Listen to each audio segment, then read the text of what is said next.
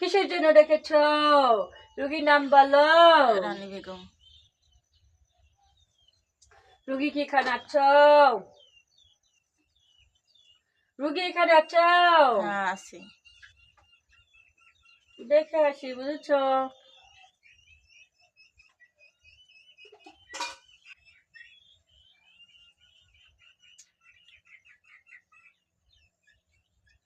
রানী বেগম, কথা মন দিয়ে শুনবা, বুঝতে পারছো? না বুঝলে আবার জিজ্ঞাসা করবা, বুঝেছো? কথা জোরে জবাব দিবা, বুঝতে পারছো? রানী বেগম, ঘুমে আলি জালি স্বপ্ন দেখো? ঘুমে নানান জায়গায় যাও? ঘুমে নানান কিছু খাও? খাও কেন বলো?